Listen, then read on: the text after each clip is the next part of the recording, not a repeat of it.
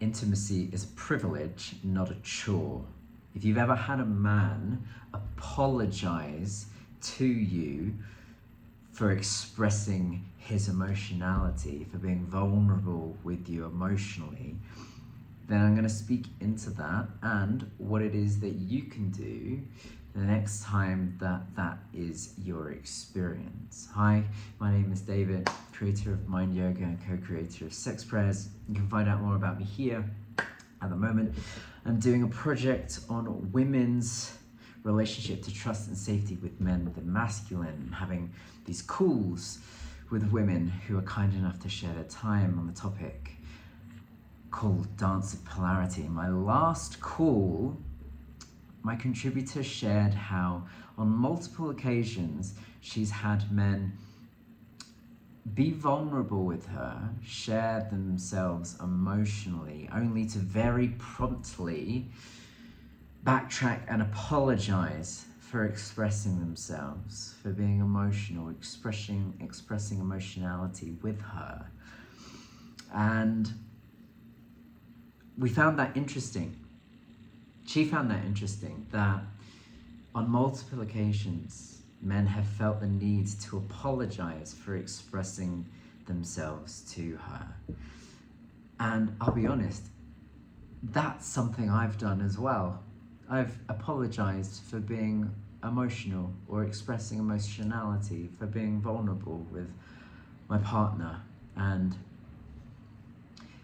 it's an interesting thing for, I guess, me. I'll speak to myself, but it sounds like men, and not all men, but some men, feeling the need to apologize for expressing themselves, for expressing something that's completely natural, an emotion, for choosing to be vulnerable in front of a woman, and that needing or feeling like that's something that needs to be apologized for. That's the culture that we have created, where men are discouraged from expressing themselves emotionally because it seems like it's not allowed, that the fact of needing to apologize then points to, this is something that I shouldn't do, or this is something bad, or I am bad for doing this, or I shouldn't have done this in front of you, to you, for you, with you. And what a shame that is. When I spoke into at the start this idea of intimacy being a privilege rather than a chore, it speaks into how I've recognized in some of these calls some women's apathy towards feeling like they're the ones that need to lead, essentially, when it comes to men's emotional intelligence or emotional capabilities. That, it's their responsibility and they should be the ones to have to do it. And I get that, I really do. It's not desirable to be or feel responsible for someone else's emotional experience or emotional maturity. And that's not what I'm offering or suggesting, but an empowerment.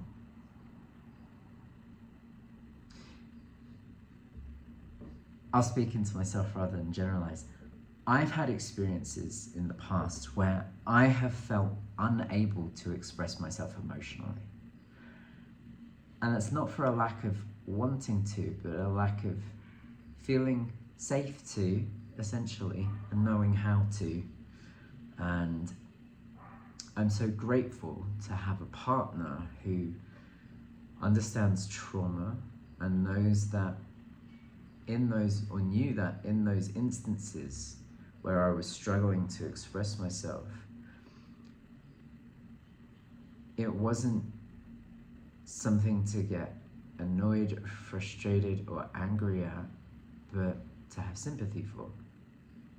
And this speaks into tantric teaching that everyone is only ever doing the best they can with what they know. and that if someone is not doing better than they are, it's because they don't know how to. And even if they do know how to and they're not doing it, it's because a part of them doesn't know how to, because otherwise they would. There's a part of them that believes a better course of action serves them better. And that might be mistaken, but that's the belief. And so, I'm trying my best not to overgeneralize, but it seems that from the conversations that I had and the anecdotal evidence that I've been privy to, that men are less adept at expressing themselves emotionally. That societally and culturally been conditioned to absolve ourselves of that side of the coin. In Tantra, the heart-mind layer of consciousness tells us that thoughts and feelings aren't separate, but they're inextricably linked. They're different sides of the same coin. It's why you can't have a thought without a feeling, or a feeling without a thought.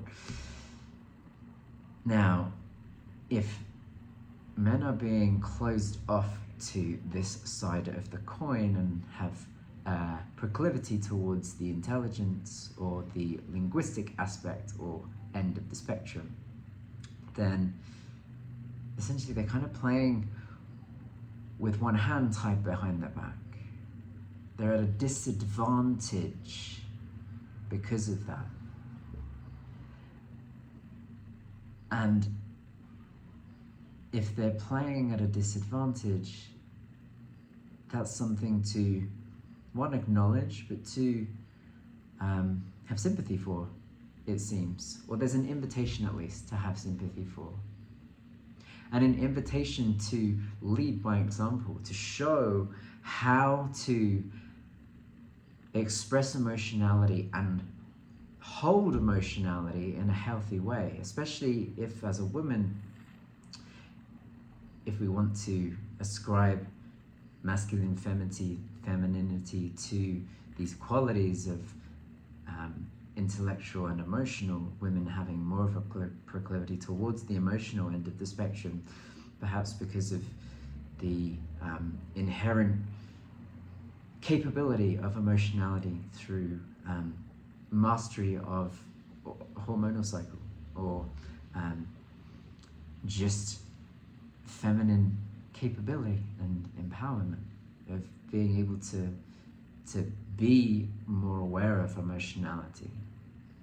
And over the generations, having been able to mature into the intellectual and linguistic capability as well, and now having the space to actually express yourself more freely in the society that we live in, having mastered all of that, having the emotional intelligence as well as the linguistic intelligence, being able to invite men to meet you. Now, that's not to say to mother or to coddle. That's perhaps the wrong way, but seeing it as an invitation, seeing it as a privilege rather than a chore, rather than a curse. And I use this in my relationship as well. I say that to hold space for my partner is a privilege. It's a great privilege to be able to hold her vulnerability, or to be able to witness her vulnerability, whether that be physically through physical intimacy, or emotionally through emotional vulnerability and intimacy, or intellectually through the conversations that we share. All of it is privilege for me in being able to hold that space for her when I can, when it's required, when it's needed, when it's asked for.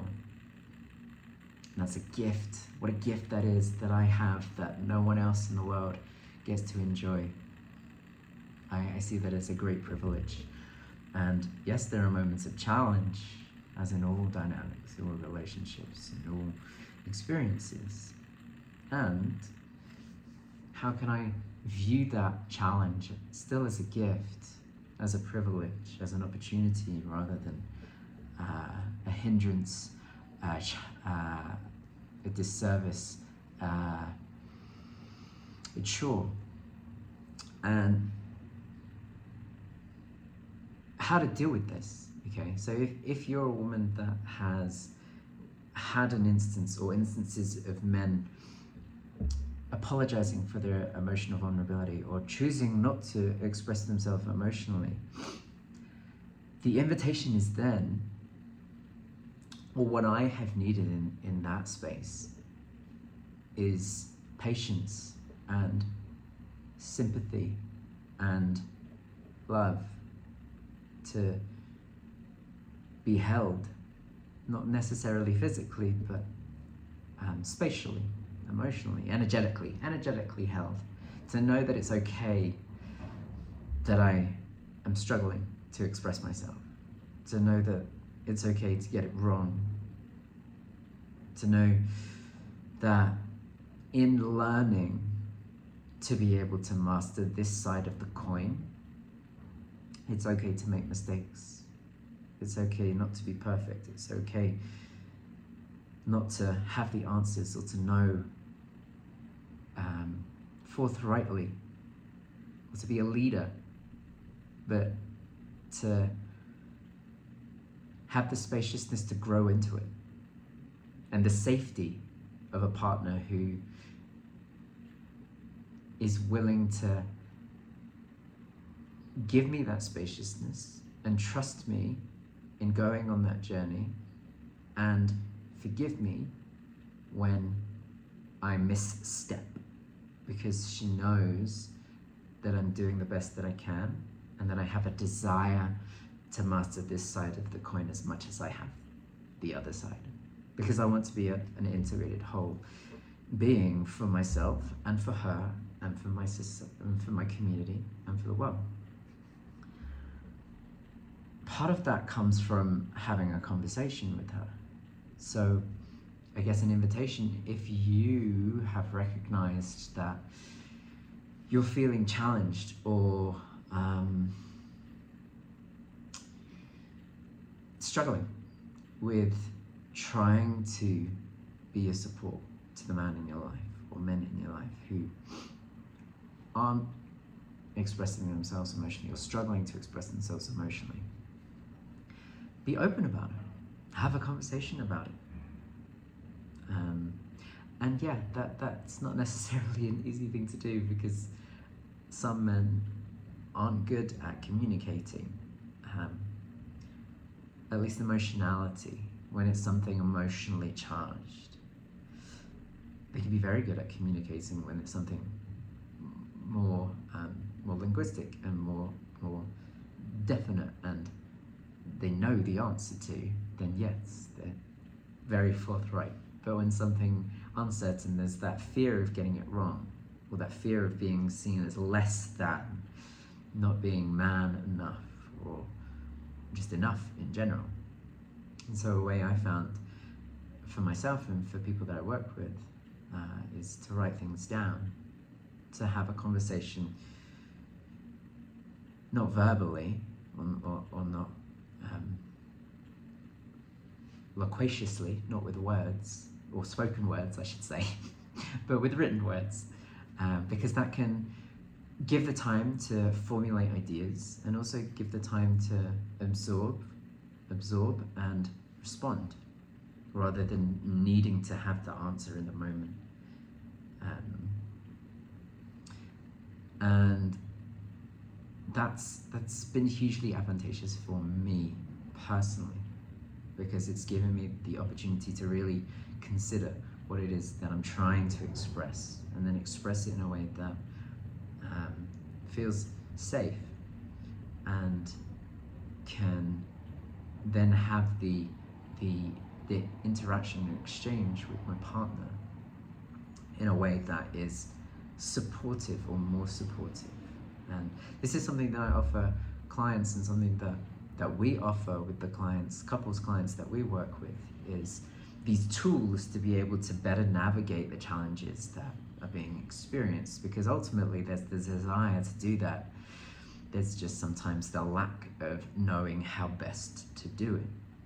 And so tools like this and other tools that we use and share really support in being able to return to love and return to this idea of intimacy being a privilege rather than a chore. It feels like a chore sometimes because of it feeling challenging and not knowing how to work through that challenge effectively and efficiently. And so working with someone or working with people separate from, outside of, who aren't so emotionally invested can offer a fresh perspective and can create the spaciousness to be able to navigate the complexities of relating and relationship in a way that are more conducive to getting the results that we're striving for, we're looking for, we're hoping for, we're wanting. And so I trust that if you're still with me, that there was something of value for you in what I shared. If something spoke to you, if something jumped out at you and resonated with you, then please let me know what that was. This was some little limpy hands. These were typing hands. Please let me know in the comments. Please share what spoke to you, because it's only by continuing the conversation and contributing to the conversation that we can continue to make impactful change on this topic of trust and safety between both men and women, for both. And it's only by taking action that we can create change. And even one voice can make the world of difference, and that can be your voice. So if you're willing to contribute to the conversation, even just by typing whatever felt resonant with you, or you're willing to go a step further, or know someone who's willing to go a step further and consciously contribute to the conversation by having an exchange with me, talking to me, sharing an hour of your time for the contribution of this project, then please get in touch. I'll leave a link to a video sharing more about this, and in the description how you can contribute. I look forward to hearing from you.